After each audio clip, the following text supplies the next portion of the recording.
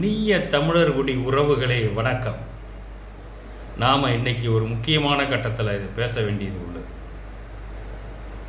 இன்று நம் இன மக்கள், இளைஞர்கள் எல்லாம் என்ன சொல்கிறாங்கன்னா, முக்கியமாக நம்ம ஆள பிறந்தோம், ஆண்டோம், ஆள பிறந்தோம், நம் மண், நம் நாடு, நம் சொந்தம் எல்லாத்தையும் இழந்து விட்டோம். எப்படி இழந்தோம் என்பதை விட்டுருங்க. அது பேசி பேசி போர் அடிச்சு போச்சு, வெறுத்து போச்சு. அவர்கள் விஞ்ஞானிகள், நம் முன்னோர்கள், அதாவது எனக்கு போன தலைமுறைகளை ஏமாற்றிட்டாங்க, நாங்களும் ஏமாந்துட்டோம். சரி விடுங்க, ஏமாந்ததை விடுங்க. அடுத்த தலைமுறையாவது ஏமாறாமல் இருக்கணும். இதுக்கு நாம் என்ன செய்ய போகிறோம்? இதுதான் இப்போ கேள்வி. இன்றைக்கி எல்லா துறையிலையும் அந்நியர்கள்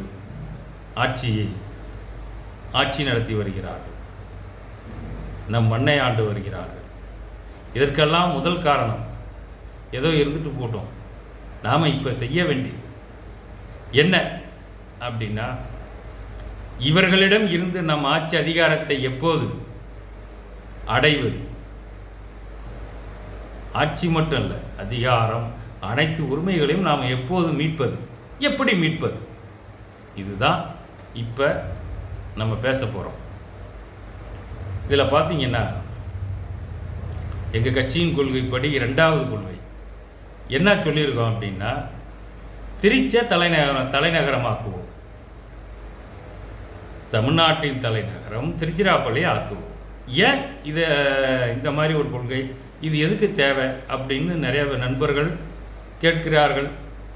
அவர்களுக்கு பதில் சொல்ல வேண்டும் இல்லையா? என்னன்னா, திருச்சி நம் மண், சென்னை கலப்பட மண், அதாவது திராவிடம் பாதி, தமிழர்கள் பாதி, இப்படி கலந்த ஒரு கலவை. திருச்சிராப்பள்ளி அப்படி கிடையாது. இன்னைக்கு வேணால் கலந்துருக்கலாம், அது பூர்வீக மண். ஒன்று. அடுத்தது, திருச்சியில் நம்ம தலைமைச் செயலகம் இருந்தால் நம்மளை யாரும் ஏமாற்ற முடியாது.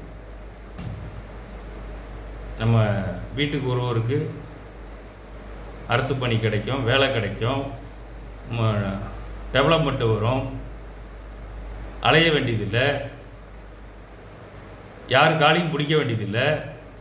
இங்கே அப்படி கிடையாது. சென்னை இங்கே இருக்கிறவங்க பூரா பிறமொழியாளர்கள் தான். என்ன பண்ணுறாங்கன்னா, நம்மக்கிட்ட இருந்து கொள்ளையடித்து ஊழல் பண்ணி, பக்கத்தில் ஆந்திரா, கர்நாடகா, கேரளா இதெல்லாம் பக்கமாக இருக்குது. இந்த ஸ்டேட்டில் போயிட்டு இவங்க தொழில் பண்ணுறாங்க, தொழில் செய்கிறாங்க, சொத்து வாங்கி போடுறாங்க. இது உங்களுக்கு ஒரு வசதியாக போச்சு. திருச்சியில் இருந்தால் பண்ண முடியுமா? யோசனை பண்ணி பாருங்கள், யோசனை பண்ணுங்கள். மீண்டும் சந்திப்போம் அடுத்த பாகத்தில். நன்றி, வணக்கம்.